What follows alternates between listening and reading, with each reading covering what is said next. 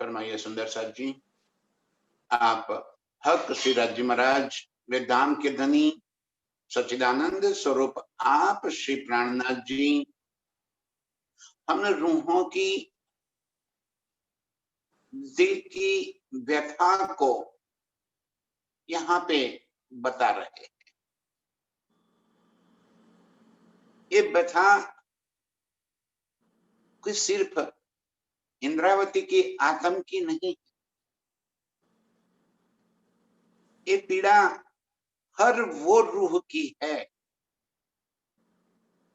जो धनी के इलम से जागृत हुई है। ये दुख हर वो रूह का है जिसे इस खेल में अपनी और अपने प्रीतम की पहचान हो गई है।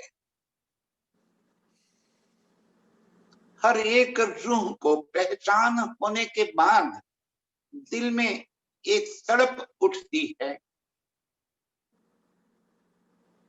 कि अर्श के सारे सुख दिल में बस जाने के बाद भी मेरी आत्म जागृत क्यों नहीं हो रही। इतनी सारी बातें समझने के बाद भी मेरा एक तन छूट क्यों नहीं जाता। धनी मुझे अर्श में जगह क्यों नहीं देते। और ये पीड़ा रूह को हमेशा सताती है कि मैं मेरे प्रीतम को क्या मुंह दिखाऊं।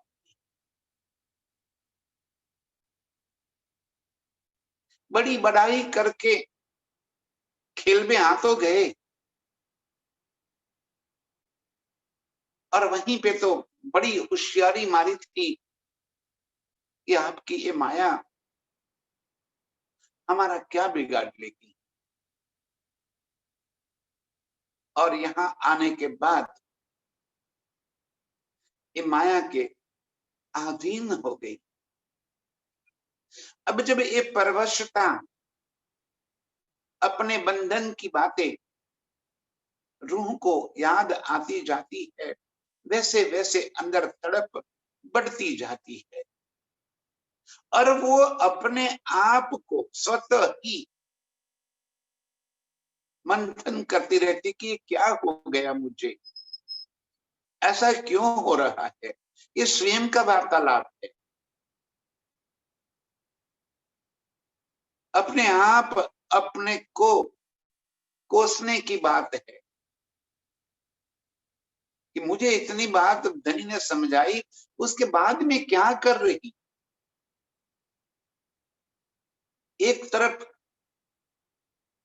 प्रीतम के प्यार की पहचान हो गई और प्रीतम के प्यार की वजह से उसे ये बात तो दिल में दृढ़ है कि मेरे धनी, मेरे आशिक मुझे इस खेल में अकेली नहीं छोड़ी, वो हर दम मेरे साथ है, वो हर दम मुझे अर्श की यादें ताजी करा रहे हैं। उनके हुक्म के स्वरूप मेरी पल पल यहाँ पे रक्षा कर रहा है कि ये माया का कोई पल मुझे अपनी ओर खींच न ले जाए। खेल भी दिखा रहे हैं और साथ में मुझे बचा भी रहे।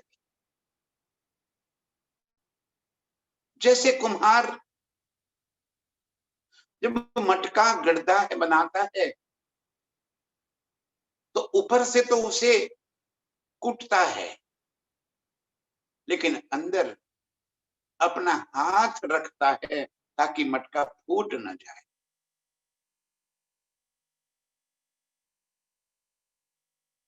इसी तरह मेरे प्रीतम मुझे इस खेल के अंदर डुबकियां भी लगा रहे हैं और बचा भी रहे हैं कि कहीं मैं डूब ना जाऊं। खेल भी दिखा रहे हैं और खेल में मैं डूब न जाऊं, उसका ध्यान भी कर रहे। मुझे अपने पंखों के नीचे इस तरह सुरक्षित रखा है कि कहीं भी ये माया मुझे जकड़ ना ले, मुझे पकड़ ना ले, अपनी और मुझे खींच ना ले। लेकिन मेरे अंदर का जो आत्म है, वो आत्म की जो बल, अंदर की जो रुदन है, उसकी तड़प है, वो तो यही कह रही है कि मुझे इतना इल्म मिलने के बाद, सारी बातें समझने के बाद, अब मैं क्या कर रही हूं यहाँ पे? अब इस खेल के साथ मेरा क्या लेना देना? जब मैंने खेल की सारी हकीकत को जान ली, सारी उसकी क्षण भंगुरता को पता चल गया, यहाँ कुछ भी मेरा नहीं है, ये बातें समझ में आ गई। और फिर भी मैं यहाँ पे हूं, तो ये तो मेरे लिए बड़ी शर्मिंदगी की बात है। और ये जो दाग लग गए मुझ पर, ये दाग मैं कैसे धोऊंगी? कि धनी के जागृत बुद्ध के इल्म से मैं जाग गई, मुझे सारी बात समझ में आ गई, मुझे पता भी चल गया, और उसके बाद भी मैं प्रीतम के चरण में नहीं पहुंच पाई। ये मेरे लिए कितनी बड़ी शर्मिंदगी की बात है। रूह तड़प तड़प कर प्रीतम को कहती है कि हे धनी, ऐसा क्यों कर रहे हो? ऐसी हंसी मेरी क्यों उड़ा रहे हो? ये तो मेरी खिल्ली है, आप मत उड़ाओ मेरी। बहुत हो गया धनी, बस आपने खेल को दिखाने को कहा था, देख लिया, आपका इश्क देख लिया, आपकी साहिबी देख ली, पता चल गया मुझे, अर्श की सारी हकीकत पता चल गई, आपके दिल की बारीक बातें पता चल गई, अर्श की वहदत मेरी समझ में आ गई, और मेरा निस्बत, मेरी मूल संबंध के बारे में भी मुझे पता चल गया। अब क्या? अब क्यों रोके रखा है दनी? अब तो मुझे, अब इसी पल मुझे वापिस ले लो दनी। ये रूह अपने आप को तड़प रही, और तब दिल में स्वतः ही तसल्ली दे रही है कि हुक्म पर ले डालोगे। कल जैसे दिल में आ गया, अब तो सब ही करोगे टालने हमारे दाग, क्योंकि आप सच्चे आशिक, आप ऐसे आशिक हो जो अपने माशूक पे जरा सा भी आंच नहीं आने दे सकते। तो इस वास्ते आप हमें इस खेल में रोके रखे हो, ताकि हमारे दाग न लगे। कि देखो, इल्म मिलने के बाद,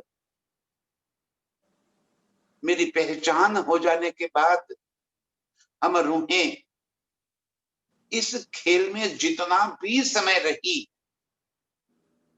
बस पीयू पीयू, धनी धनी, तू ही पुकारती। हम जितना भी समय यहाँ रही, हमारा लक्ष्य प्रीतम के प्रति ही रहा। अब हम जब अर्श में खड़े हो जाएंगे, तब बड़े गर्व से कह देंगे कि देखो धनी, आपकी माया हमारा कुछ भी नहीं बिगाड़ पाई। देखो, माया में हम आपको याद करते ही रहे, कितना बल लगाया माया ने हमें अपनी ओर खींचने के लिए। पर जैसे ही हमें आपकी पहचान हो गई, तब से हमने आपके सिवा कहीं और हमारा लक्ष्य करा ही नहीं। बस आप, ये हमारे दाग धोने के लिए, जो दाग लग गए आज तक हमारे सर पे, उस दाग को मिटाने के लिए आप अभी हमें रोके रखे कि जब तक मैं माया में रही, मेरे प्रीतम के सिवा मैंने और कहीं लक्ष्य किया ही नहीं। आप हमारे दाग धोने के वास्ते, क्योंकि आपको पता है यदि हम ये दाग लेकर अर्श में जागृत हो जाएंगे तो मारेगी बड़ी शर्म, हमें बहुत शर्म आएगी। तब हम नीची मुंडी करके आपसे नजरें भी नहीं मिला पाएगी। तब हमारे मुख कर्मा जाएंगे, हमारे अंदर ग्लानि भर जाएगी और आप ऐसे आशिक हो कि हमारे मुख कर्माने भी नहीं देख सकते। आप तो इतने मुझे चाहते, और इस वास्ते आपने हमें इस खेल में रोके रखा ताकि हमारे दाग धुल जाए। हम आके कह देंगे आपको कि देखो धनी, आपकी पहचान होने के बाद हमने माया की तरफ देखा भी नहीं। बस रात दिन आपको ही दिल में बसाकर आपने आपके ही प्रति हमें खींचे रखे थे। इस वास्ते आपने हमें यहाँ पे रोके रखा है। लेकिन अब दिल में और भी प्रश्न उठ रहे हैं कि आप अब ये करोगे कि जो दाग मुझ पर लगे हैं वो दाग आप स्वयं अपने ऊपर ले लोगे, आपके हुक्म के ऊपर डाल दोगे। आप ही तो हुक्म बनकर आए हो।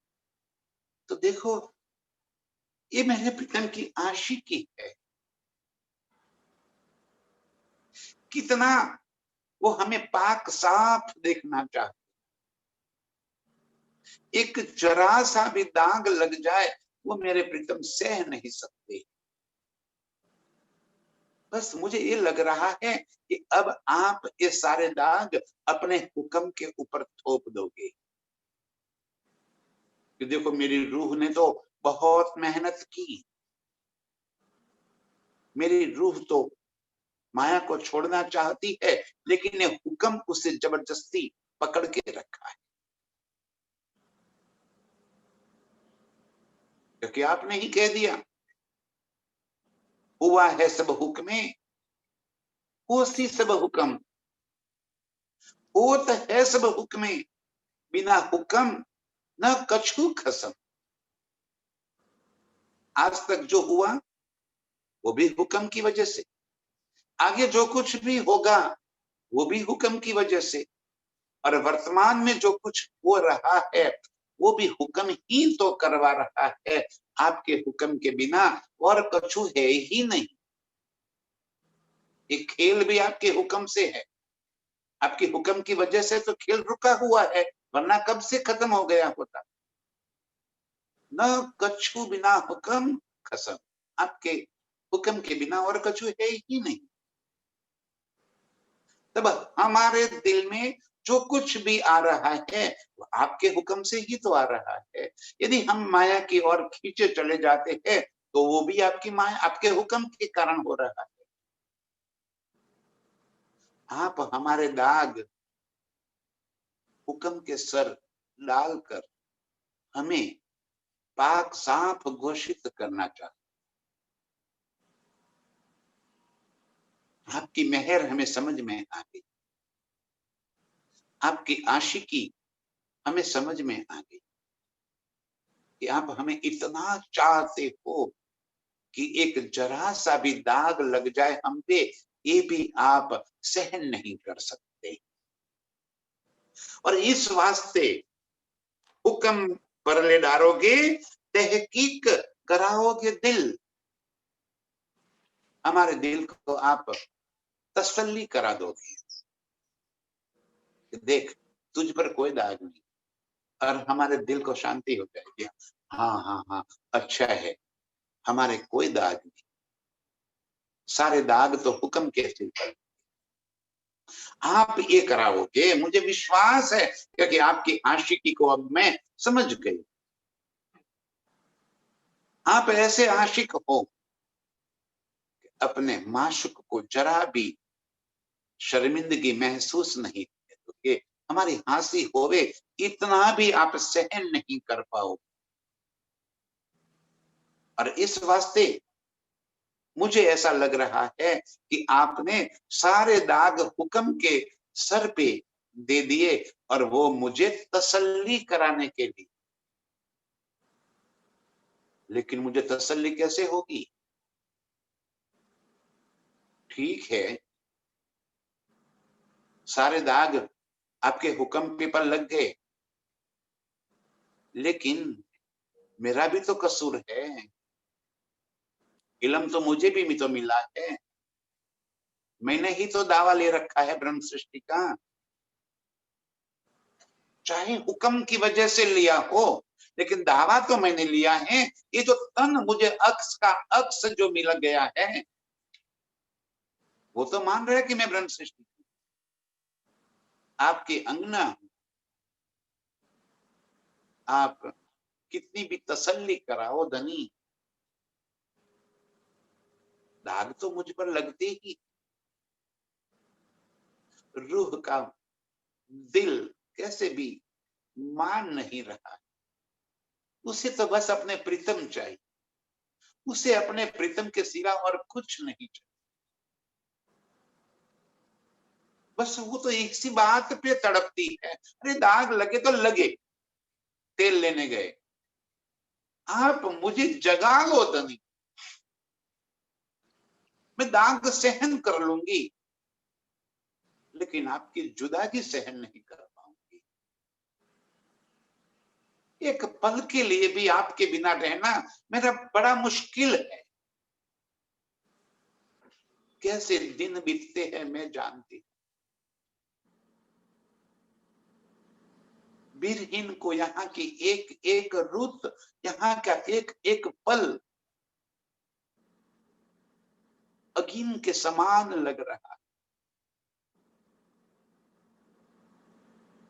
चाहे वसंत रुत हो जाए, कितनी ही बनों के अंदर नए पुष्प आ जाए, नए पत्ते आ जाए, खिल उठे पूरा बन, लेकिन मैं अपने प्रीतम के बिना कैसे खिल, मैं कहां जाऊं, मैं कैसे रह सकती हूं आपके बिन। आप दाग लगे तो लगे, मुझे आपके चरणों में छात्र, मुझे नहीं चाहिए तसल्ली आपसे। आप हुक्म के सर पे दोष दोगे, आप हुक्म को दाग लगाओगे, तो भी दाग तो मुझे ही लगने। अब मैं कैसे तसल्ली कर दूं? दाग अक्सों क्यों मिटे, जो हमारे नामों किए सब मिला। आपने और आपके हुक्म, दोनों ने मिलकर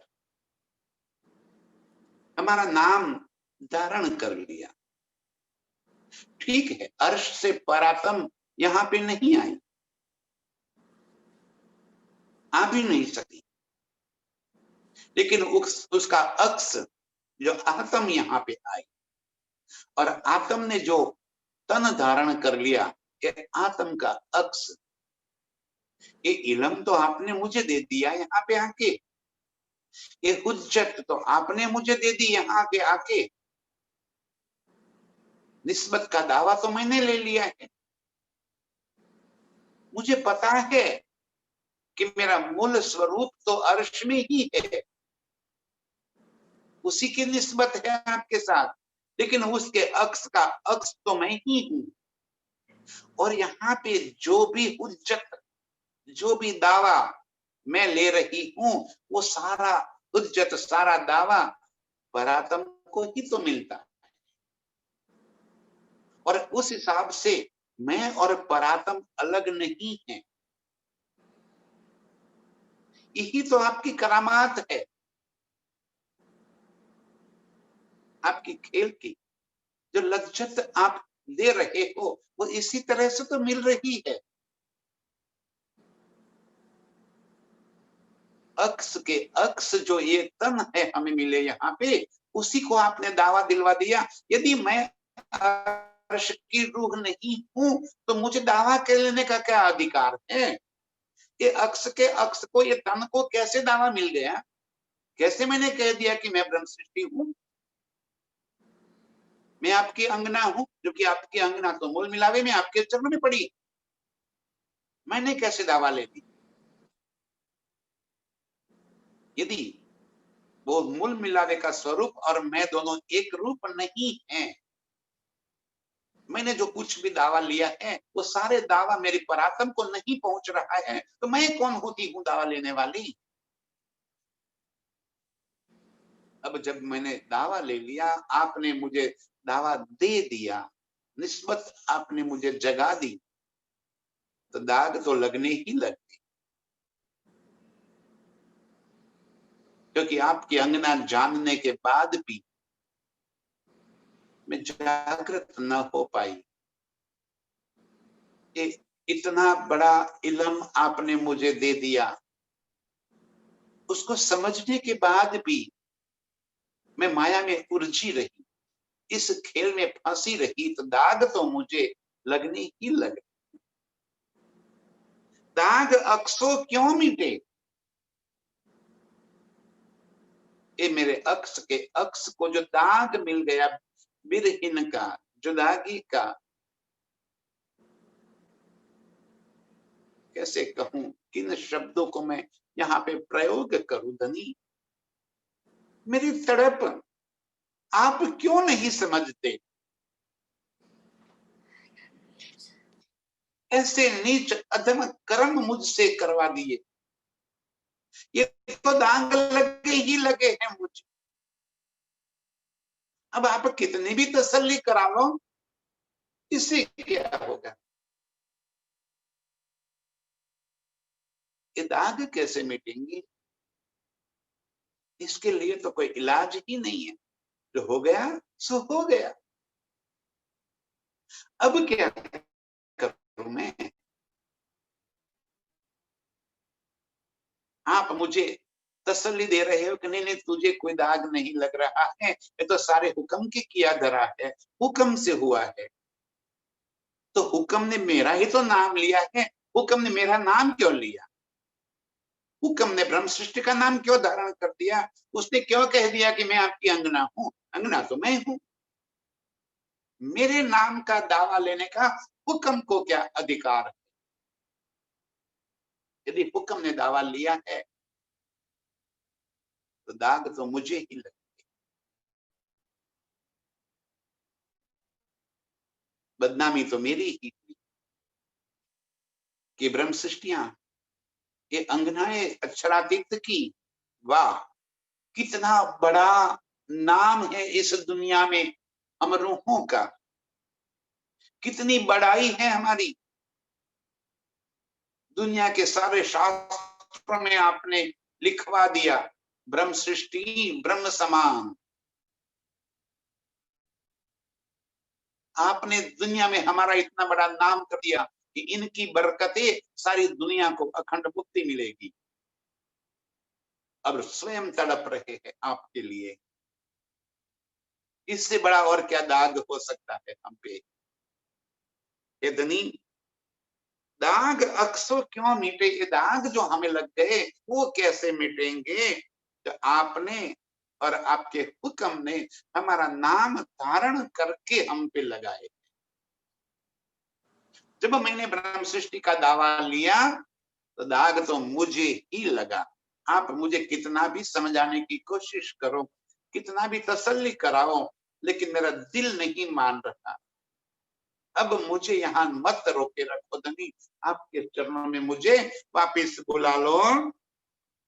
जो कदी दाग धोए डारोगे, मन वाचा कर मन। कभी आपने मन वचन कर्म से मेरे ये दाग धो भी दिए। आपने मेरे दाग के प्रति संवेदना इस तरह की व्यक्त कर दी कि नहीं नहीं तेरा कोई कसूर नहीं है, क्या तुझे मैं माफ कर दे रहा। आपने कभी मेरे दाग धो भी दिए, नजरअंदाज भी कर दिए। आप तो बड़े मेहरबान हो, आप तो आशिक हो। मुझे पता है कि आपके दिल में मेरे प्रति आप जरा भी दाग नहीं रखोगे, लेकिन मैं स्वयं शर्मिंदगी महसूस कर रही हूं। जब हम ये छठे दिन की लीला के बाद घर पे जागृत होकर खड़े हो जाएंगे, आपसे मीठी मीठी बतिया करेंगे, और यही तन के ऊपर लगे हुए दाग जब आप बिना बताए भी महसूस होंगे, तब हमारी नजरें कैसे ऊंची उठ पाए, कैसे आपसे नजर मिला पाएंगे, कैसे देख पाएंगे हम, और सभी के बीच में हमारी क्या हालत। ठीक है, आप तो मेहरबान हो, आप तो मुझे पाक साफ बोल भी दोगे, मन वचन कर्म से आप मुझे क्षमा भी कर दोगे, मेरे मेरे सारे दाग आप धो डालोगे। जो कभी ये दाग धोए डालोगे, साफ भी कर दिए आपने। आपने अपने दिल में कुछ भी नहीं रखा, मेरे दिल में, मेरे बारे में जो भी गलतियां हो गई मेरी, आपने समझो कि माफ भी कर दिया। लेकिन दाग तो लगे है, लगे। जो गलत हो गया है वो तो हो गया, माफ कर दो तो भी, दागों को आप नजरअंदाज कर दो तो भी, दाग तो दाग ही। एक बार जो नाम खराब हो गया, एक बार जो धब्बा लग गया, वो तो जीवन भर नहीं मिटता। अर्श में हम कैसे आपसे नजरें मिला पाए। जागना तो अर्श में ही है, आज नहीं तो कल। ये तो निश्चित है कि हम अर्श में आपके चरणों में खड़े हो जाएंगे, उसमें तो मुझे कोई शक नहीं है। जब आपने मुझे दावा दे दिया, उज्जत दे दी, आपके हुक्म ने मुझे जागृत बुद्ध दे दी, इस जागृत बुद्ध से मुझे एक एहसास हो गया, मेरी अंदर अर्श की रूह की बात बस गई। जागना तो मेरा निश्चित, अर्श में पहुंचना मेरा निश्चित है। और इस 7वें दिन की लीला में आपके संग जब हम खड़े होंगे, तब हमारे ये दाग सभी को नजर आए। आप कितना भी दाग मिटाने की कोशिश करोगे, क्योंकि ये तन की लीला वहीं पे आप दिखाने वाले हो। 7वें दिन में यही तो लीला आप बताओगे कि देखो, आप ब्रह्म सृष्टि ना दावा लेने के बाद भी खेल में क्या कर रही थी। और जब ये देखेंगे हम, तो अपने आप हमें शर्मिंदगी महसूस होगी। आप कितना भी दावा धोने की कोशिश करो, वो दाग जो लग गए वो हमारे मिटने वाले नहीं हैं। अक्स हमारे नाम के, कदी रूहे बातें तो कर सी वतन। जब अर्श में हम 7वें दिन में आपके चरणों में जागृत हो जाएंगे, तब रूहें इसी तन के लेकर तो बात करेगी क्या? हाँ जयंती, तब तो नाम तो यही तक्ष का मिलेगा।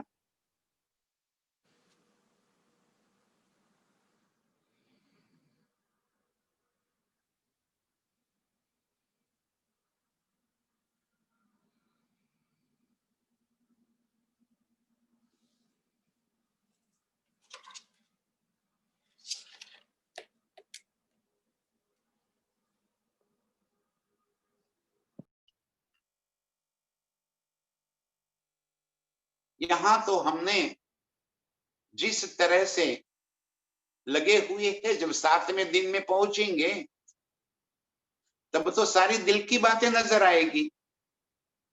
यहां तो सिर्फ बाह्य बातें ही देख पाते हैं।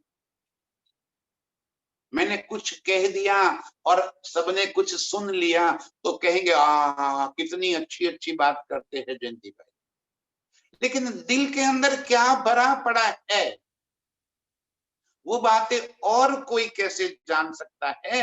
वो तो अर्श में उजागर होगी। दिल की सारी कलुषितता वहीं पे नजर आएगी। इसलिए यहाँ पे दिल साफ करने की बात करते हैं। अर्श में तो वो दिल की बातें नजर आएगी, और तब कितनी शर्मिंदगी होगी, कितनी हंसी होगी, कितने दाग लगेंगे। सोचो तो सही, यहाँ तो हम कितनी बड़ी बड़ी बातें करते हैं, कितना दावा लेकर बैठे हैं, और हमारे कर्म किस तरह से माया के जीवों के लगोलग हो जाते। ये सारी बातें जब अर्श में, धनी जी मेरी रूह तड़प रही है कि प्रीतम से यही विनती कर रही है कि अब तो छोड़ दो मुझे, अब बख्श दो, नहीं देखना है मुझे, नहीं रहना है। अक्स हमारे नाम के कदी रूहे बातें तो करसी वतन। जब घर में जाग उठ बैठेंगे तब बातें क्या करेंगे? यही तो बातें करेंगे। खेल में जाके तूने क्या किया और तूने क्या, और वहां तो हम झूठ नहीं बोल पाएंगे कि नहीं नहीं हम तो 8 घंटा 12 घंटा राज्य के बातों में लगे रहते थे। वहीं पे हम झूठ नहीं बोल पाएंगे। हम वहीं पे ये नहीं कह पाएंगे कि मैंने तो अपनी मैं खुदी बिल्कुल साफ कर दी थी, एक जरा सा भी अहंकार नहीं रखा था। और यहाँ पे किसी ने तू भी क्या कह दिया, कितना दिल में बुरे विचार आ जाते हैं। स्वयं को जरा पूछ कि जब अर्श में जागृत हो जाएंगे तब ये सारी बातें सामने आएगी, और ये दाग हमारे कैसे,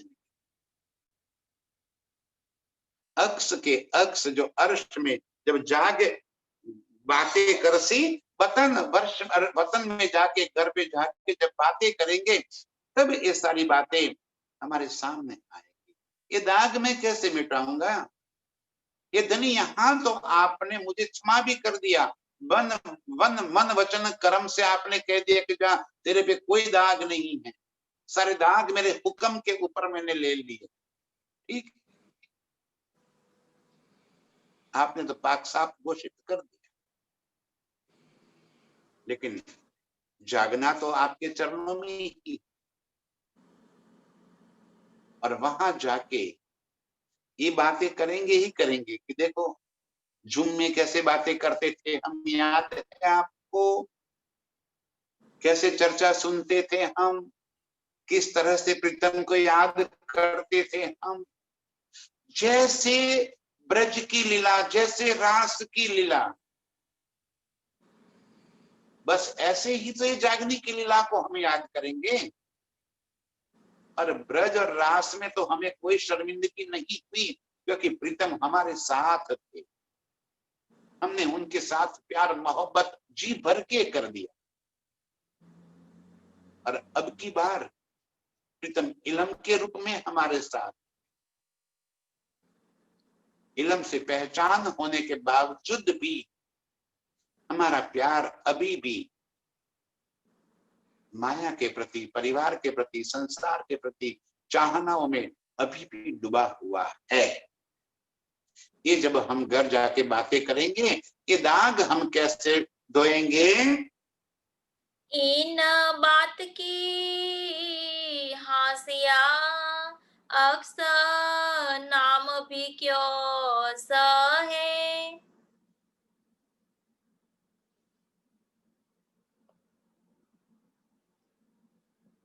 हमारी कहनी और रहनी में अंतर दिखाई पड़ जाएगा, तो हंसी तो होनी ही होनी। देखो, बोलते कुछ और है, करते कुछ और है, हंसी तो होनी ही होनी। इस बात का डर है। यदि आप यहाँ पे मुझे कितना भी साफ कर दो, कितना भी पाक साफ घोषित कर दो, लेकिन अर्श में जब आपके सामने, आपके चरणों में हम जागृत हो जाएंगे, तब ये हंसी हम कैसे भूल पाएंगे? अक्स नाम भी क्यों सहे। ठीक है, अर्श की रूह ने जो यहाँ पे नाम धारण कर रखा है, उसकी हंसी होने वाली है। लेकिन रूह, मैं ये तो जानती हूं कि ये मेरा ही तो अक्स है, और मैं इतना भी कैसे सहन कर सकती हूँ।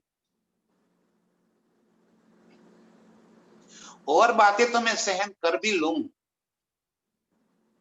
दुनिया के कोई दाग लग गए, दुनिया के कोई बुरे कर्म कर दिए मैंने, वो दाग तो मैं सहन कर भी लूं, कोई आपत्ति नहीं होगी। लेकिन आपको जानने के बाद, आपसे जो बेईमानी कर रही हूं, आपसे जो बेरुखी कर रही हूं, ये दाग मैं कैसे भूल जाऊं? ये दाग कैसे धुल जाए? जब लग सुती नींद में तब लगना है दोष। जब आपका इल्म मुझे नहीं मिला था, तब तक जो कुछ भी किया कोई दिक्कत नहीं, कोई दोष नहीं। दुनिया के कोई दाग भी लग गए, कोई गम नहीं। ये तन के भी कोई दाग लग गए, कोई गम नहीं, वो दाग वहां पे नहीं आएंगे। उस दाग का वहां पे कोई एहसास नहीं होगा। ये तन के दाग लग जाए तो लग जाए, वो तो मिट्टी का मिला है, यहाँ पे खत्म हो जाने वाला। दाग तो ये लग जाएगा कि मैंने दिल में मेरे प्रीतम के संग उनकी अंगना होने का दावा ले लिया, और दावा लेने के बाद उनसे मैंने बेवफाई की। दावा लेने के बाद मैंने जुदागी का कोई एहसास न हुआ, प्रीतम को पाने की कोई तड़प मेरे दिल में न आई, ये दाग लगे। इस बात का अफसोस होगा। ये तन से कुछ गलत हो गया, उसका कोई अफसोस नहीं होगा, ये तो होना है, होगा, होता रहेगा, उससे परात्म को कोई लेना देना नहीं। ये इल्म मिलने से पहले की जो कुछ भी बातें है, कोई याद नहीं करेगा। दावा तो तब लिया हमने जब ये जागृत बुद्ध हमारे दिल में बस गए, तब से हमने तो दावा लिया, तब से हमारा जीवन तो शुरू हो गया।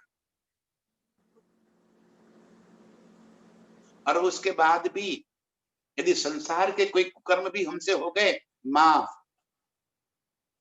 वो दाग नहीं है। दाग तो ये है कि धनी के संग की हुई बेवफाई, दिल में अहंकार भर लिया, मैं खुद ही भर ली। सेवा का मौका मिलने के बावजूद भी सेवा न कर पाई। बातें करना कुछ और होता है, करके दिखाना कुछ और होता है। मैं ये सब कर न पाई, इस बात का एहसास, अफसोस होगा। इस बात की हासिया अक्स नाम भी क्यों सके। अब मेरे ये अक्स के नाम की हंसी होवे, ये भी मेरी रूह कैसे सहन कर सकती, क्योंकि अक्स का नाम भी उसी ने तो धारण कर रखा है। जो परात्म इस तन के माध्यम से इस खेल को देख रही है, उसी ने ही तो जयंती नाम की हुज्जत ले रखी। जैसे मैंने ब्रह्म सृष्टि की हुज्जत ले ली, तो परात्म ने जयंती की हुज्जत ले ली, तो दाग तो उसे ही लगा जयंती के जो कर्म किए उससे। ये दाग कैसे मिटाऊं मैं? अक्स के जो दाग है वो भी मैं नहीं भूल पाती। हक विरहा बात सुन के, झूठी देह पकड़ क्यों रहे। ये दाग है। हक बिरहा बात सुन के, झूठी देह पकड़ क्यों रहे। प्रीतम के बिरह की बातें सुनने के बाद, अर्श की खिलवत की बातें सुनने के बाद, दिल में एहसास होने के बाद, प्रीतम के संग की हुई एक एक लीलाओं को दिल में बसाने के बाद, प्रीतम के संग की हुई मीठी मीठी बतियां बातें, वो सारी बातें याद आने के बाद, यदि विरह न हुआ, प्रीतम को पाने की तड़प न आ गई, ये दाग है मेरे, ये अफसोस है। खिलवत की लीलाएं कोई बोलने के लिए नहीं होती है। खिलवत की लीलाएं सुख लेने के लिए,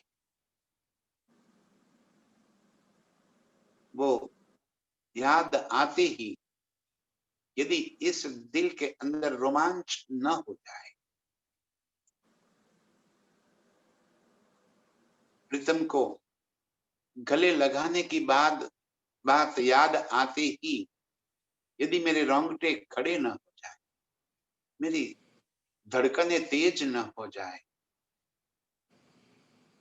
मेरा खून खौलने न लग जाए, तो ये तो मुंह की बातें हो गई, ये दिल की बातें नहीं। खिलवत की बातें कोई मुंह से बताने की बातें नहीं होती, ये दिल से अनुभूति की बातें होती है। बिरहा तो तब होगा जब सारी लीलाएं हमें याद आएगी, जुदागी का तभी तो एहसास। किस कदर हम प्रीतम के संग अर्श में अनंत लीलाएं कर रहे हैं, इस बात की स्मृति दिल में बस जाना, यही तो खिलवत है। और खिलवत की लीलाओं में जो रूह डूबी हुई है, तो वो कोई बातें बताने के लिए नहीं होती है। और यदि यहाँ पे कुछ बातें मुख से कह भी देते हैं, तो ये हमारे बलबूते से नहीं होता है, ये हुक्म कहलवाता है। कोई कह दे कि प्रीतम की इश्क की बातें मैं बता सकूं, तो वो नहीं हो सकता। ये हुक्म कहलावत, हुक्म करावत, हुक्म ही ये सारे सुख दे रहा है, लेकिन ये अनुभूति तो हमारे दिल तक पहुंचनी चाहिए। जब मैं प्रीतम के नेत्रों को देखती हूं, तो प्रीतम के नेत्रों की सुंदरता को तो देखती ही हूं, लेकिन मुझे उस सुंदरता से अधिक लगाव उस नेत्रों के अंदर भरे हुए भावों से। प्रीतम किस कदर मेरी ओर निहार रहे, कितना प्यार नजरों में भरकर मेरी ओर देख रहे, और उसी नजरों के अंदर मेरे लिए कितनी तड़प भरी, जैसे मुझे नजरों से ही कह रहे हैं कि कब तक इस खेल में पड़ी रहेगी, अब तो आजा, मैं तड़प रहा हूं तेरे लिए। ये यदि भाव नजरों में ना आया और नैन की सैन आंखों के इशारे यदि मेरी समझ में ना आए, तो मैंने क्या खाक मित्रन के नेत्र को देखे।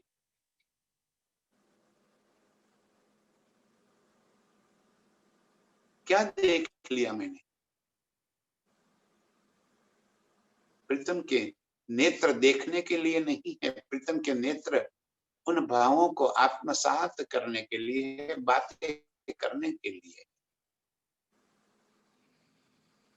प्रीतम के अंग के बस्तर आभूषण की चमक दमक, उसके रंग किरणें इतना ही नहीं है, वो सारे मेरे सुख के वास्ते है। जैसे प्रीतम के कानों में कर्ण फूल और कर्ण फूल के नीचे लटकते हुए लटकन, मैं अपने आप को इस लटकन के ऊपर हिंडोलों के रूप में न देख सकूं, वो लटकन के रूप में मैं स्वयं को महसूस न कर दूं, तो क्या मैंने देखे उस लटकन को? प्रीतम के अधरों के इस मधुर रस को देखने के बाद यदि वो रसपान में न कर सकूं, तो रस देखने का मुझे क्या फायदा? और ये सुख मेरी रूह के सुख है, ये सुख मेरे विरह के सुख है, ये सुख मेरे अंदर प्रीतम को पाने की लालयित के सुख है, मेरी तड़प के सुख है कि मैं प्रीतम को कब पालूं, प्रीतम के इन अंगों के साथ मैं कब लीला करने पहुंच जाऊं। हक बिरहा बात सुन के जूठी देह पकड़ क्यों रहे। और ये सब देखने के सुनने के बाद मैं होशो हवास में रहूं।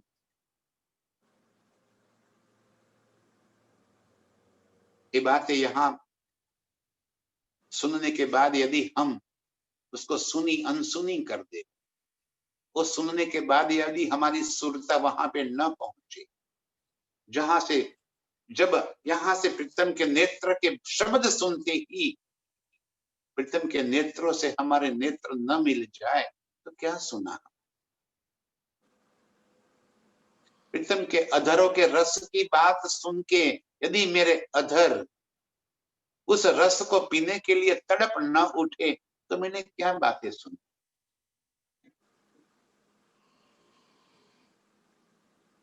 प्रीतम का अंग अंग की बातें हमारी मेरी रूह को तड़पा तड़पा कर अपनी ओर खींच रही है। यदि ये बिरहा न आया तो क्या देखा, और ये बिरहा आया तो मेरा तन क्यों पकड़ के खड़ी है रूह, ये तन क्यों जिंदा है, क्यों ये तन छूट नहीं जाता, क्यों ये आंखें फूट नहीं जाती, जो प्रीतम के नेत्रों से मिलने के बाद और कुछ देखने के लिए खुल सके।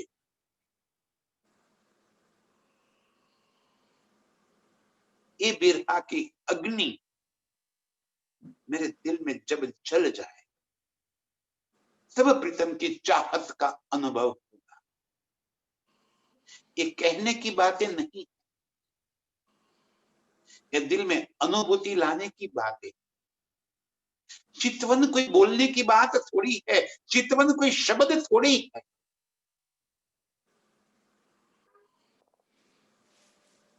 चितवन को, प्रीतम को गले लग जाने का वो चितवन है। प्रीतम के अंगों के साथ खिलवाड़ करना, मस्ती करना, ये चितवन। और रूह मेरी तड़प रही है कि एक कुछ होने के बाद मेरी तन अभी तक क्यों रुकी हुई है, क्यों इस खेल में खड़ी है। सो में गाया याद कर कर, कबू पाया न विरहा रस। यही तो दाग है जो प्रीतम बता। सो मैं गाया याद कर कर, प्रीतम के इन सुख को, इन लीलाओं को मैंने शब्दों में सजाकर यहाँ पे बहुत अच्छे तरीके से, अच्छे ढंग से पेश कर दिया। जैसी जिसकी बोलने की क्षमता, शैली, मैंने गाया। इन बातों को मैंने बहुत अच्छे शब्दों से सजाकर पेश किया सुंदरता के सामने। यदि बिरहा का रस मैंने नहीं पिया तो मैंने क्या लिया, क्या गाया, कौन से शब्द मैंने पुकार दिए। ये दाग है हमारा।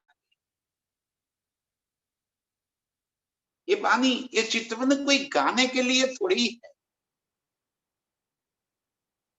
यदि इस समय ये चितवन के शब्द बोलते बोलते मेरी सुरता प्रीतम के अंगों के संग लीला न कर पावे तो मैंने कौन सा गाया, कौन सी चितवन करती।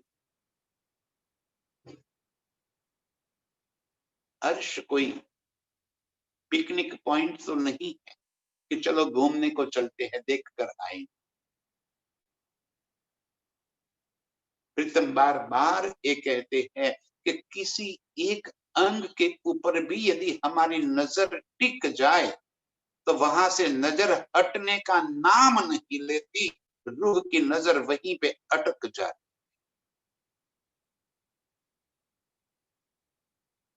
वो सुख, उस पाने का आनंद, उसको दिल में बसा लेने की जो चाहत भरी पड़ी, ये कोई गाने के शब्द नहीं, ये बिरहा का रस उपजाने के शब्द है कि ये सुनते ही मेरे अंदर एक तड़प उठ जाए कि मैं प्रीतम के चरणों में कब और कैसे पहुंच जाऊं। एक सुख दिल में बस आवे, इस वास्ते ये शब्द है। और मैंने तो आज तक, मेरी रूह बस अपने आप को इस बात का दाग लगा रही है कि मैंने इस इलम को क्या सुना। मैंने तो रोज सुबह संगीत के स्वरों में गा गा कर उसको बोल दिया, कभी उसका रस तो पिया ही नहीं। गाया किया, बस गा लिया। स्वरूप सुंदर संकुल सकोमल, रूह देख नैना खोल नूर जमाल, बस गाया। बड़े ऊंचे स्वरों से मैंने उसको पुकार कर दिया। वो शब्द मेरे दिल को तो छुए ही नहीं। यदि वो शब्द मेरे दिल को छू कर न निकले, क्या ये दाग है मेरे सर पर कि मैंने वो बिरह का रस कभी अपने दिल में नहीं समाया। नाम सहे ना हुक्म सहे, ना कछु सहे अक्स। और ये बिरहा, ये दाग जो मुझे मिल गया, वो दाग न तो मेरे नाम सहन कर सकती है, न हुक्म सहन करता है, न मेरी आत्म सहन करता है। परात्म का अक्स यहाँ पे आत्म है, आत्म का अक्ष एक तन है। दाग तो यहाँ पे ही मिलने वाला है। या तो एक अक्ष का अक्ष जो तन है उसे दाग मिल गया कि उसकी कहनी और रहनी अलग है, उसका बोलना और बताना अलग है। एक तन को दाग मिला और मेरी रूह को आत्म ने जो यहाँ पे दावा ले लिया कि मैं ब्रह्म सृष्टि हूं, उसको भी दाग लग गया। और धनी आपके हुक्म से ही तो ये सब हो रहा है, तो ये दाग हुक्म को भी लग गया कि मैंने विरह के रस को सुना, आपके इश्क को सुना, और सुनकर मैंने बहुत अच्छे चाव से गाया, लेकिन दिल में वो रस मेरा पहुंचा ही नहीं। मुख के बड़े लवार, इनके लिए धनी जी ने शब्द प्रयोग किया। मुख के बड़े लवार, झूठे, मुंह के झूठे शब्द को बोलना बोलना, बस बोलते बोलते बोलते बोलते में बस गए, और रस दिल तक नहीं पहुंचा। तो वो दाग ये तन को, ये आत्म को, और धनी आपके हुक्म को भी ये दाग लग गया। अब इस दाग को मिटाओ धनी। जो बातें आपके विरह की सुनकर मेरे दिल के अंदर तड़प जाग उठे, ये तन मेरा तुरंत ही छूट जाए, आपके चरणों में फिर वही इश्क आनंद की लीला में हम डूब जाए, यही चाहत लेकर प्रीतम की और बढ़ने वाली, प्रीतम को दिल में बसाने वाली सभी रूहों के चरणों में कोटि कोटि प्रणाम। प्रणाम।